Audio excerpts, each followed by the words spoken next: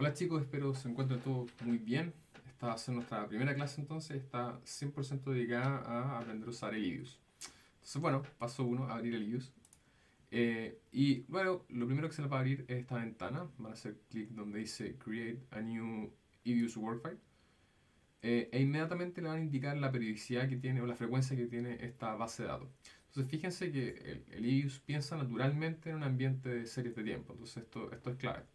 Ahora, para el ejemplo que les traje un índice de precio que está desde el trimestre 1 de 1960 hasta el trimestre 1 del 2002. Entonces, lo primero, van a elegir una frecuencia trimestral. Obviamente esto es súper dúctil, ustedes pueden usar frecuencias anuales, mensuales, diarias, semanales, etc. Nosotros vamos a usar una frecuencia trimestral. Y entonces, este índice de precios va a ir desde 1960, trimestre 1, entonces la sintaxis es 1960, trimestre 1, hasta, bueno, 2002, trimestre 1. Entonces, 2002, trimestre 1. Dan OK e inmediatamente se les crea el WordFile. Entonces, esta va a ser en definitiva nuestra especie como de base de datos. Acá vamos a trabajar. Y obviamente está vacía porque aún no hemos cargado nada. Lo único que le hemos indicado a Livius es que esto va desde el trimestre 1 de 1960 hasta el trimestre 1 del 2002 y por ende hay 169 observaciones y aún no hemos incluido ninguna, pero podrían haber eventualmente. Ahora, cargar base de datos acá en el WordFile para Livius es ridículamente sencillo y hay un montón de maneras distintas. Una manera un poco caletera, pero bueno, simple, es simplemente hacer clic derecho acá en el WordFile y hacer clic en New Object. Ir acá donde dice Series, crear una serie, no sé, mi primera serie, dar OK. Y bueno, efectivamente se les va a crear una primera serie acá con el nombre Mi Primera Serie. Pueden hacer doble clic. E inmediatamente va a abrir esta serie que está llena de eneas porque no tiene ningún dato. Ahora, uno acá puede hacer clic en Edit y efectivamente uno puede empezar acá a mano, si uno quisiera, a modificar la base de datos. O bien copiarla de un Excel, copiar y pegar. ¿Okay? Bueno, voy a borrar esta serie. Bueno, entonces para borrar serie, ustedes pueden hacer clic derecho sobre la serie y poner simplemente borrar. Ahora, una segunda forma, un poco más eficiente, es ir acá a Import y luego van a Import from File y pueden ir a buscar el Excel donde están trabajando. Por ejemplo, acá, no sé, en descargas. Bueno, fíjense que esto, ok, está con archivo, aparece el logo de Ibius, pero fíjense que esto en realidad es un Excel. ¿Okay? Entonces yo podría hacer clic ahí. Inmediatamente esto me va a abrir una previsualización de los datos. Fíjense que entonces está la primera columna que es trimestre y la segunda columna que es precios. Y efectivamente yo acá puedo manipular desde dónde quiero que parta esta matriz. Por ejemplo, si quiero que tenga, si quiero que parta desde más abajo o desde más arriba. Y hasta dónde quiero que llegue, si quiero que tenga más columnas, menos columnas, etc. ¿Okay? Entonces sería una segunda manera súper sencilla de importar un Excel completo.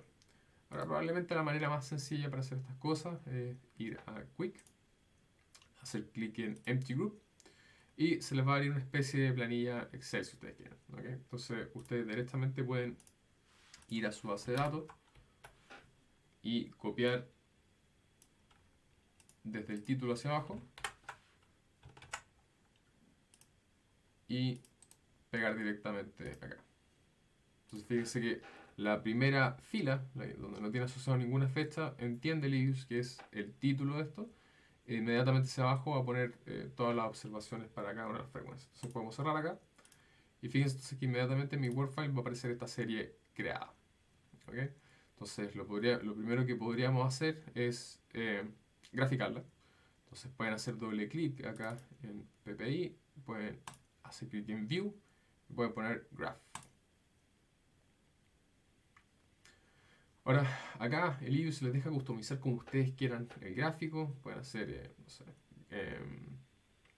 gráficos de dispersión, gráficos de barra, gráficos de torta, lo que ustedes quieran. Pero usualmente nosotros estamos pensando en series de tiempo. Entonces, por lo general uno está pensando en gráficos de línea evolucionando en el tiempo, ¿cierto? Entonces, eje X, tiempo, eje Y, la serie que estamos estudiando, en este caso son precios.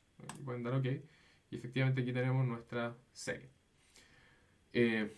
Más aún, si ustedes quieren, pueden, por ejemplo, tirar un pequeño análisis descriptivo de los datos. Pueden ir a View, pueden hacer clic entonces en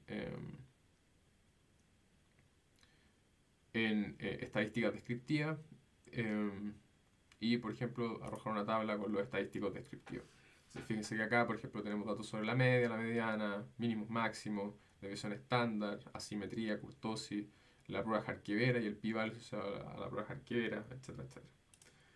Ahora, por lo general, voy a graficar de nuevo esto.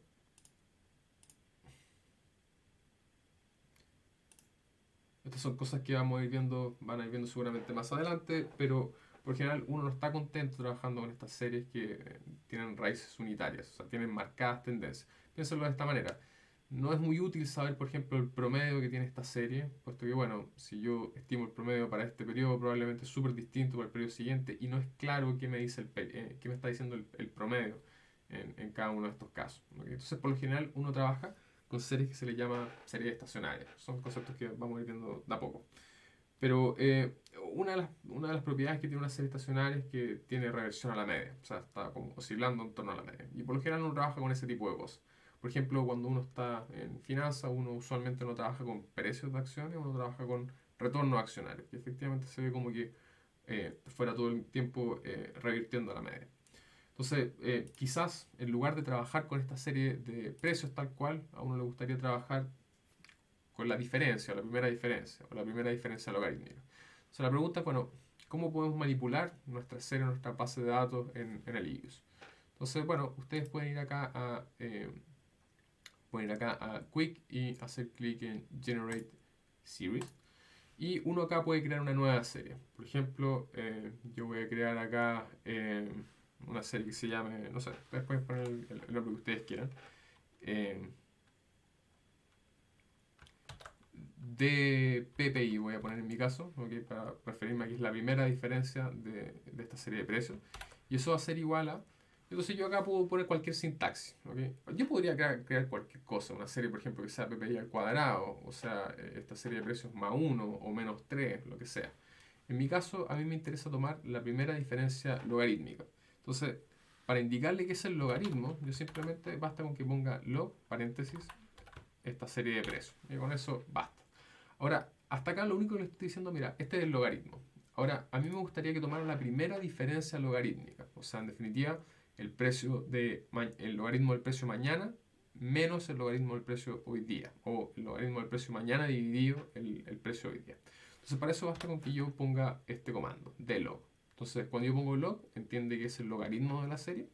Cuando pongo dlog, entiende que es la primera diferencia del logaritmo de la serie. Entiendo entonces que es logaritmo de este índice mañana menos logaritmo de este índice hoy día.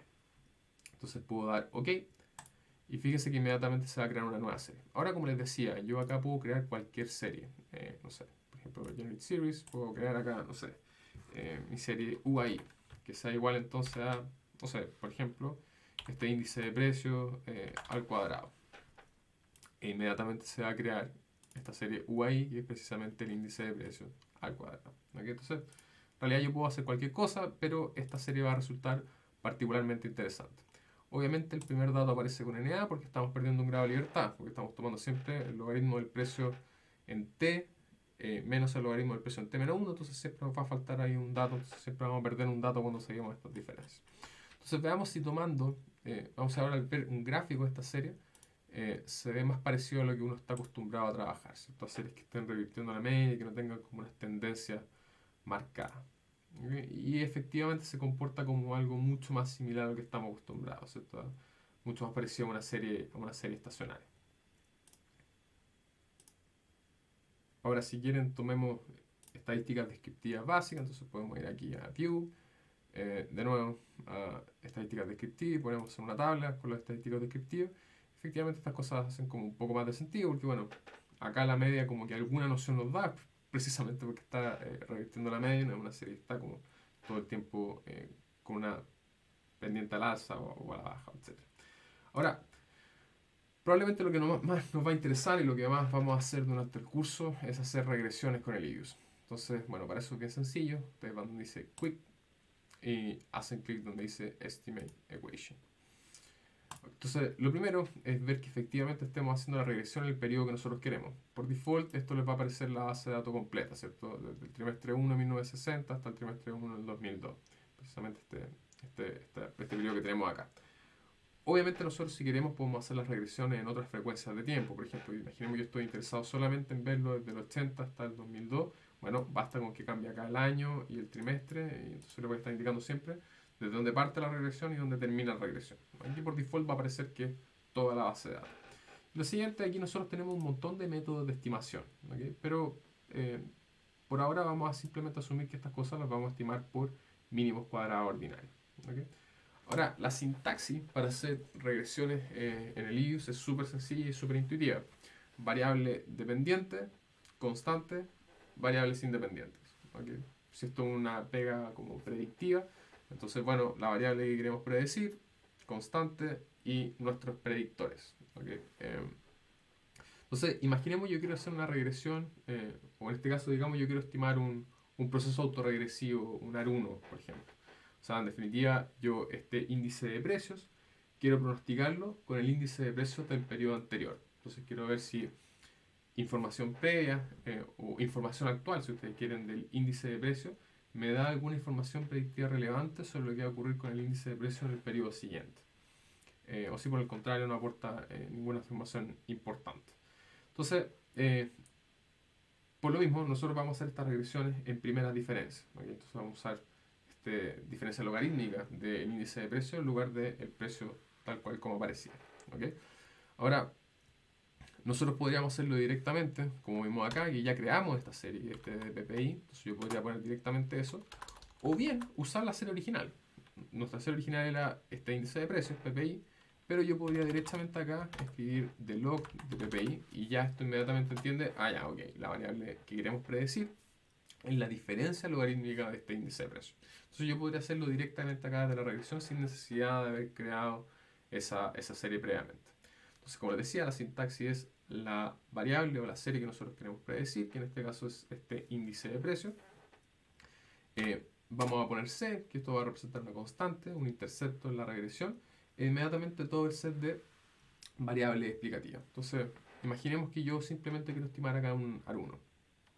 Entonces, va a ser la misma serie, el mismo índice de precios, pero del periodo anterior. Yo voy a tratar de pronosticar lo que ocurre con el índice de precios mañana con lo que veo en el índice de precios de hoy día. O si quieren, quiero pronosticar lo que va a ocurrir con el índice de precios en un trimestre más con lo que ocurrió con el índice de precios este trimestre.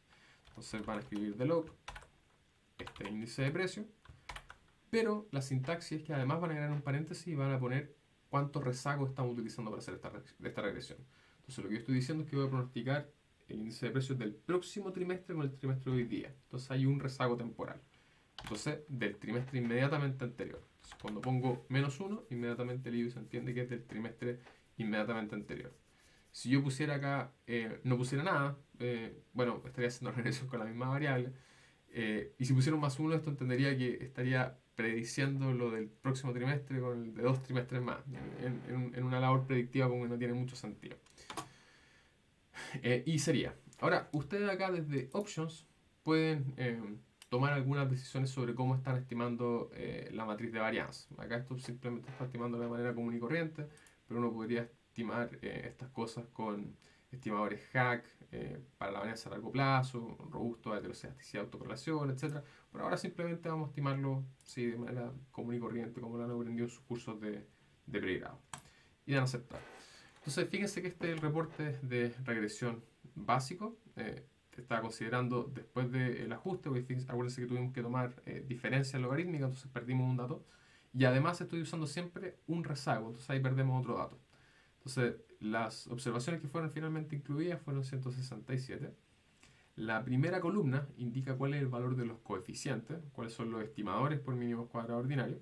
Y entonces el estimador para el intercepto fue 0.003 y el estimador para el rho o el beta, el rho lo voy a decir, fue de 0.6, o sea, el coeficiente asociado al primer rezago de este índice de precios.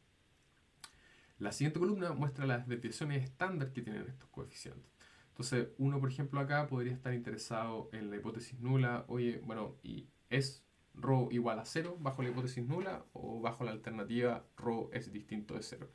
Y uno como que intuitivamente podría pensar, bueno, si ρ es distinto de 0, entonces probablemente ayuda en algo a pronosticar el índice de precio. Si que fuera distinto de 0 y efectivamente el índice de precio hoy día subiera, bueno, en algo me está ayudando a hacer un mejor pronóstico para el periodo siguiente. Si fuera 0, bueno, no está ayudando en nada a hacer un mejor pronóstico para el periodo siguiente. Entonces fíjense que si nosotros pensáramos en esa hipótesis nula, es ρ igual a 0, o el coeficiente asociado a este término que está acá, es 0 o bajo la alternativa es distinto de 0. Bueno, tendríamos que construir nuestro estadístico T, que básicamente sería este coeficiente dividido esta desviación estándar, y eso da 9.7, que a todos los niveles, al 10%, al 5% y al 1%, vamos a rechazar la hipótesis nula.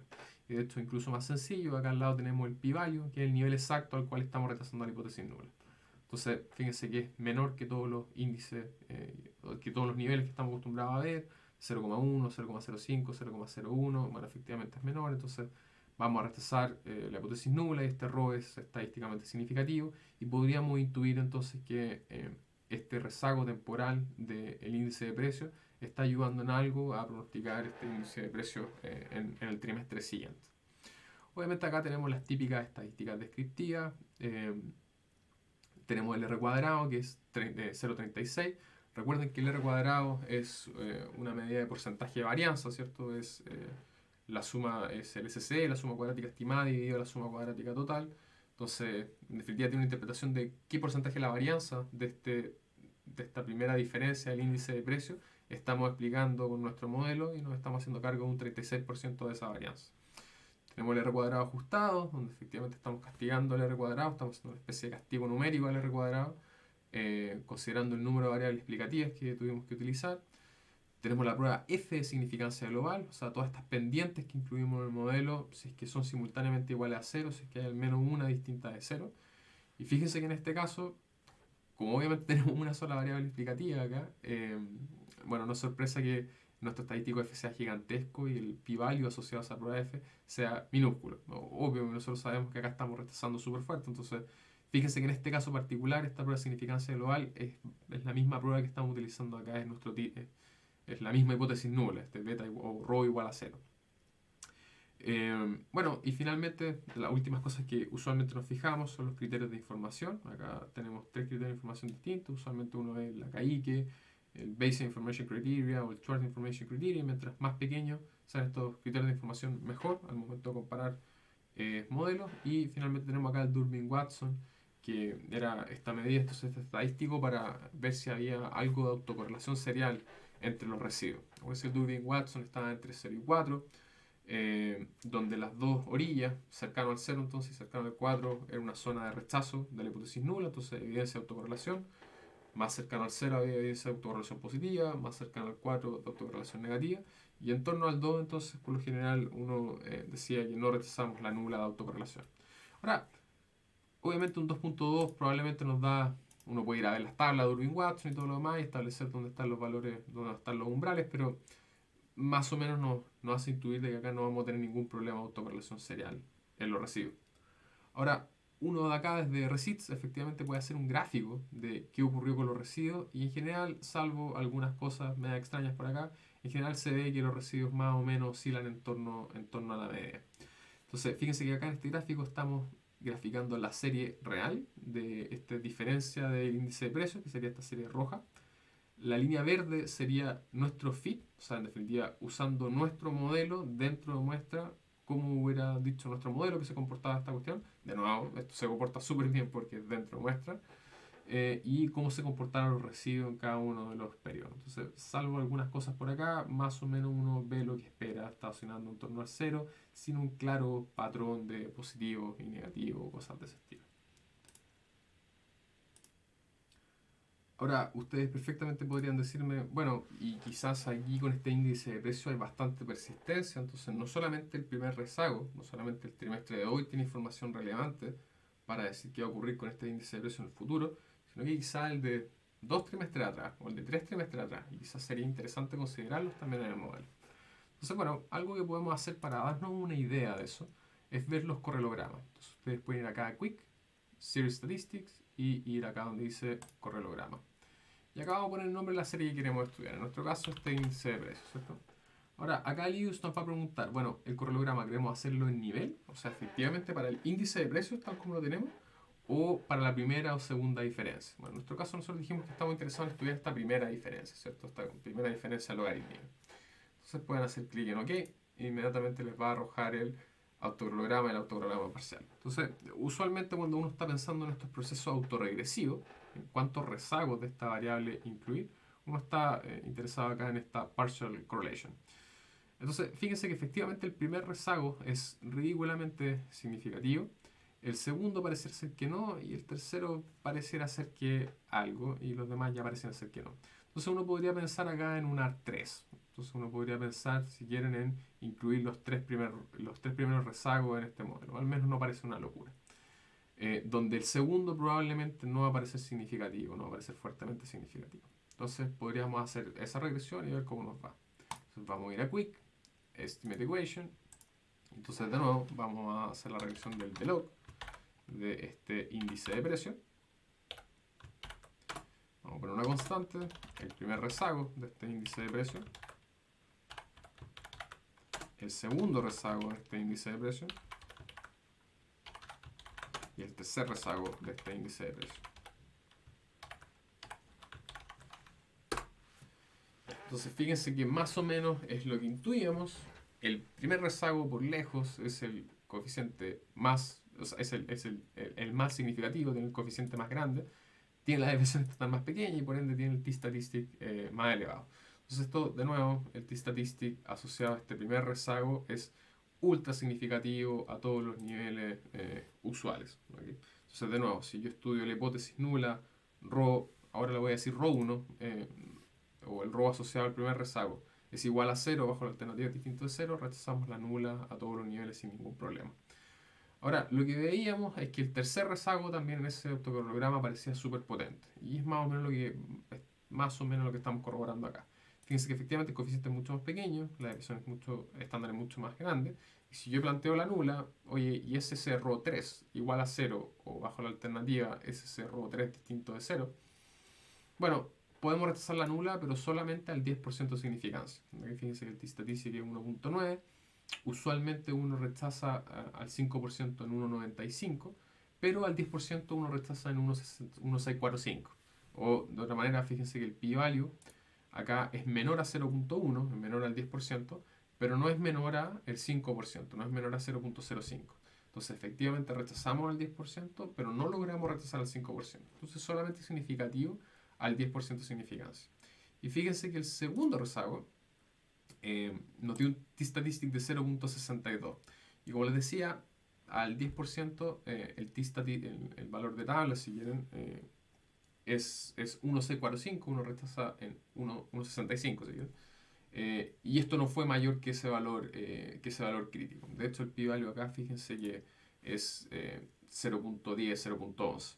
Y por lo general uno rechaza con valores con un p-value menor a 10%. ¿Okay? Entonces, fíjense que el segundo rezago no resultó estadísticamente significativo, el tercer rezago resultó significativo pero solo al 10% y el primer rezago sí resultó significativo y a todos los niveles de significancia que usualmente estudiamos, ¿cierto?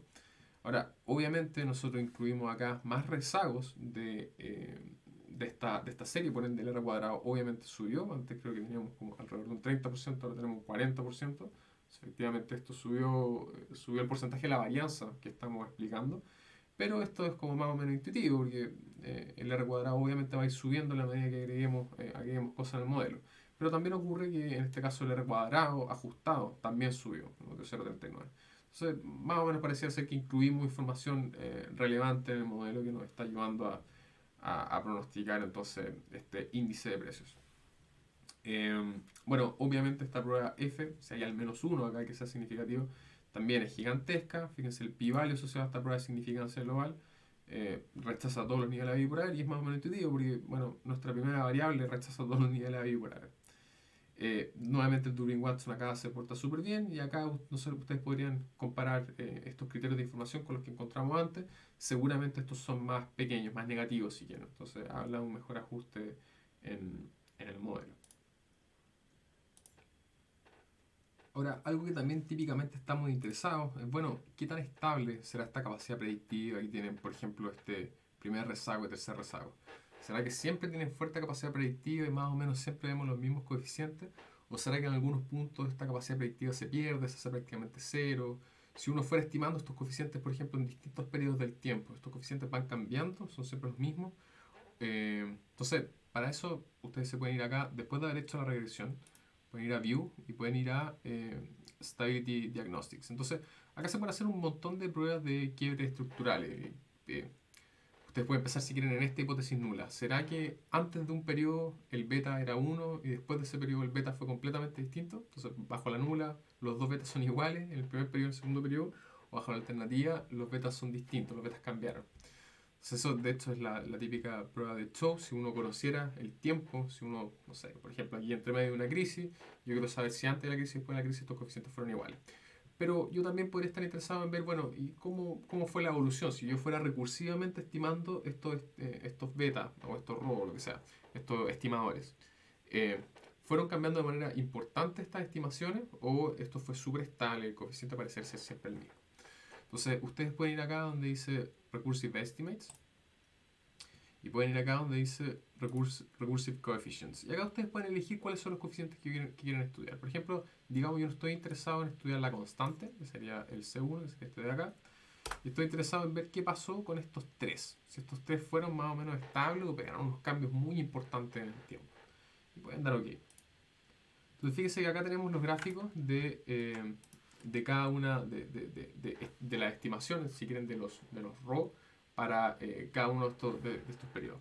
Entonces fíjense que efectivamente al principio de estos periodos pareciera haber algún cambio, pero después esto parece más o menos quedarse de manera más o menos estable.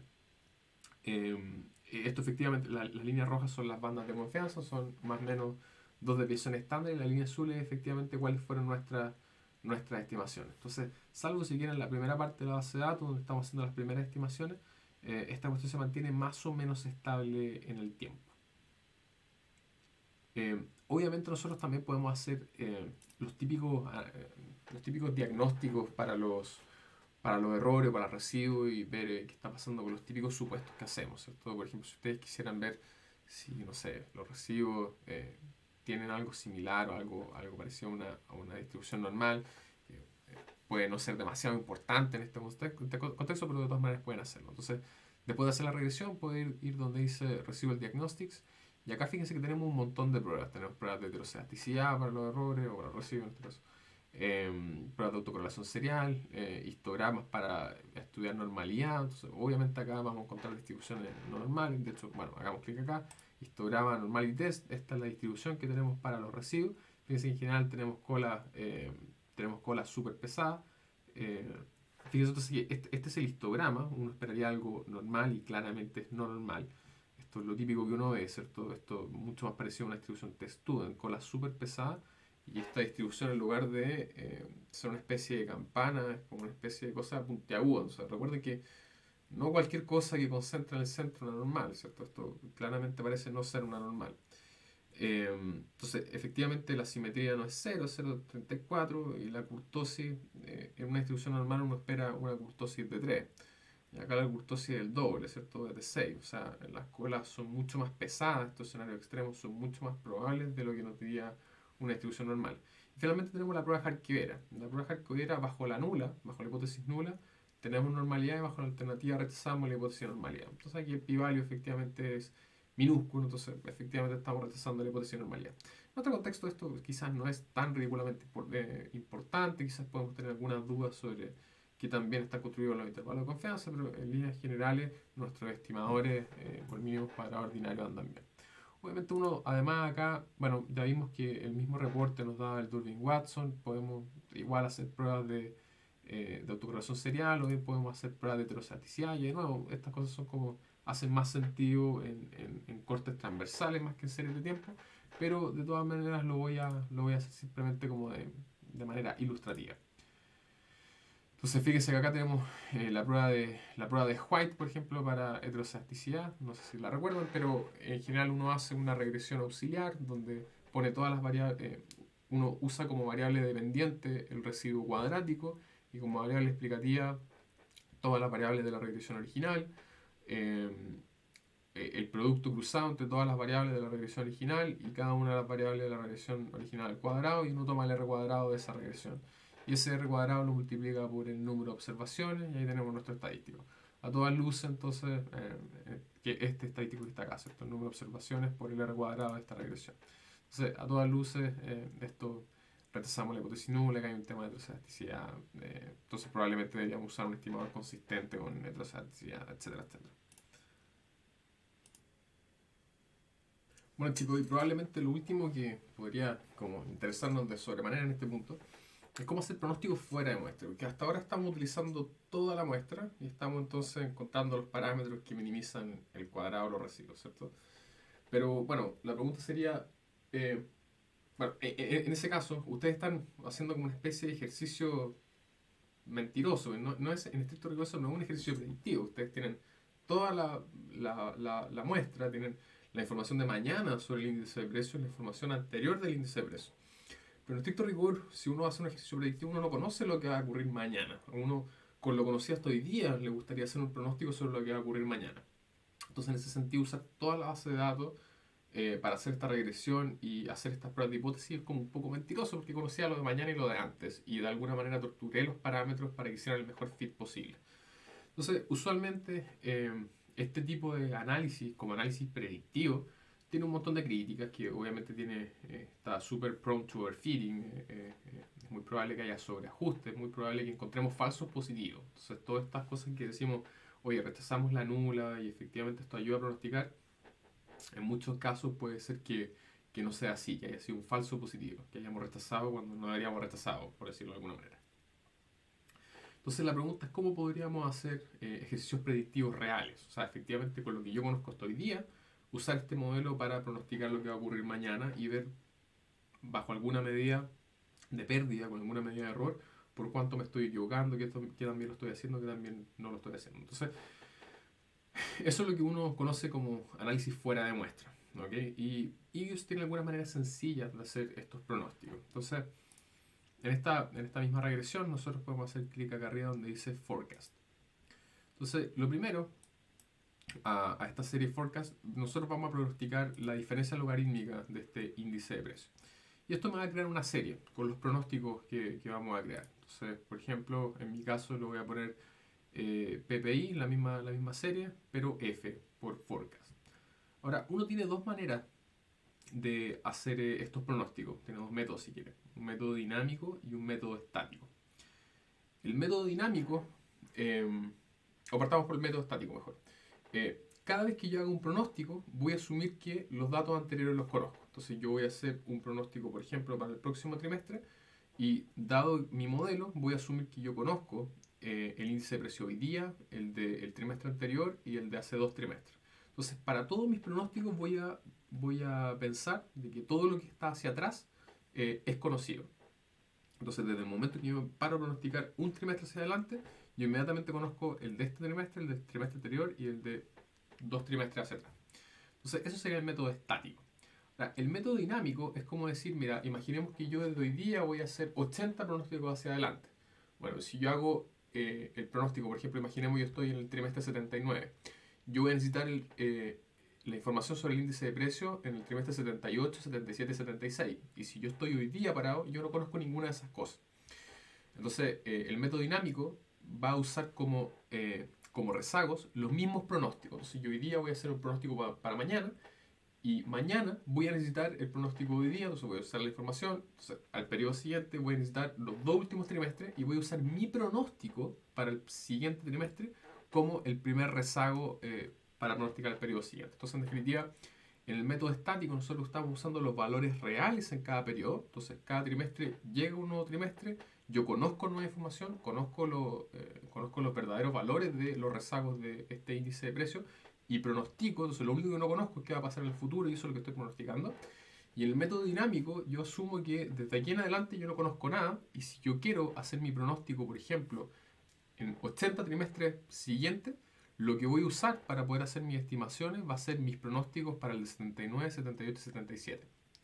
Entonces, en nuestro caso vamos a asumir que vamos a hacer el método estático. Entonces, en definitiva es como que cada periodo yo digo, bueno, me gustaría hacer un pronóstico para el siguiente trimestre. ¿Cómo lo hago? Bueno, veo el trimestre hoy día, el anterior y el anterior a ese. Y acá en Forecast Sample vamos a elegir qué periodo vamos a estar pronosticando. Entonces, por ejemplo, yo voy a usar la primera parte de la muestra simplemente para estimar mis cosas, pero voy a empezar a hacer mis pronósticos desde el primer trimestre del 80 hasta el primer trimestre del 2002. Voy a poner OK. Entonces, fíjense que este va a ser nuestro pronóstico. Las líneas rojas son las bandas de confianza, el 95%, dos desviaciones estándar. Y estamos efectivamente pronosticando desde el 80 hasta el 2002. Fíjense que acá tenemos una serie de medidas de pérdida, en definitiva, por cuánto nos estamos equivocando.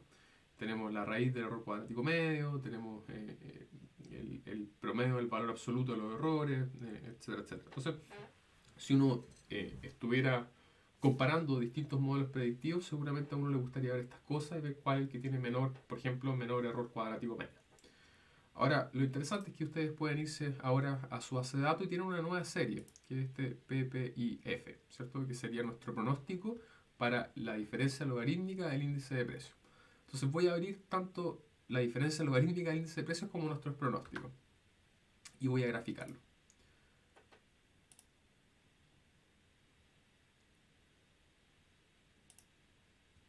Entonces fíjese que hasta el 80 estas series eran iguales, porque efectivamente mis pronósticos empecé a hacerlos desde el 80 en adelante. Y fíjense que nuestro modelo lo hace medianamente bien, más o menos captura bien estos movimientos para esta diferencia de precios. Entonces, nuestro pronóstico fuera de muestra, y este ya sí un ejercicio predictivo, lo hizo razonablemente bien. Ahora, de nuevo, como nosotros ya tenemos información sobre estas funciones de pérdida, yo acá podría probar un montón de modelos y ver efectivamente cuál es el que lo está haciendo mejor fuera de muestra para distintas ventanas de tiempo. Así que eso, chicos, esa sería la primera clase de EViews, pero más o menos quede claro.